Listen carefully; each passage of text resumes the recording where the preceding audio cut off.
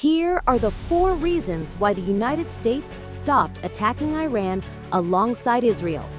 In a conflict theater where every decision reverberates across capitals and markets, Washington's sudden break on its joint offensive with Tel Aviv wasn't born of mercy. It was forged by 4 hard truths.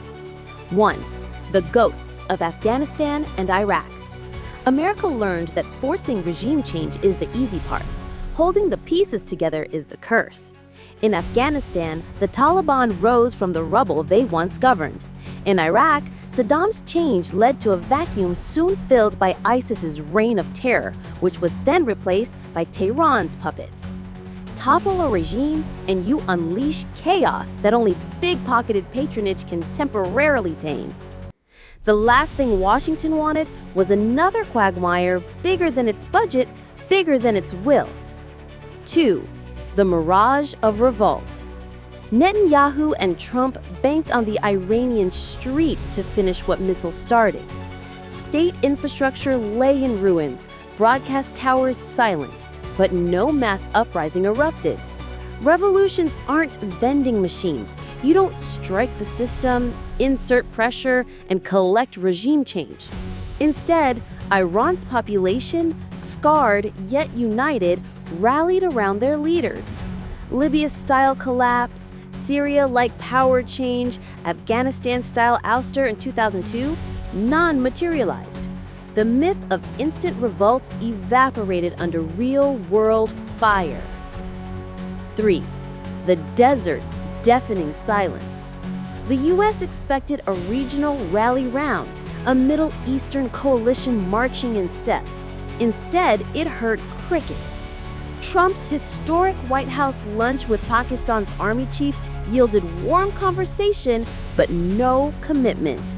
Instead, Pakistan, fearing instability in its backyard, condemned Israeli attacks on Iran.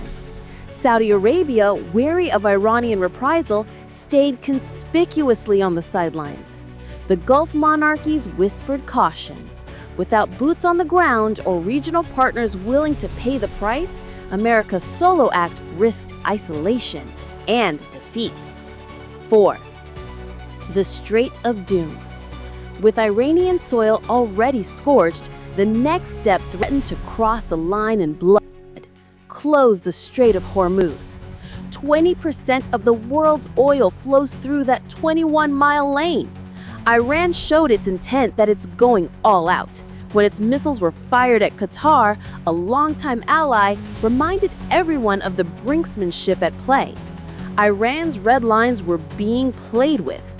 Choke global oil, and you choke world trade. The fallout would hurl gas prices sky high, ignite stock market panic, and plunge economies into recession. Washington refused to gamble the global order on one more military roll of the dice. In the end, the US and Israel didn't admit defeat, they chose restraint.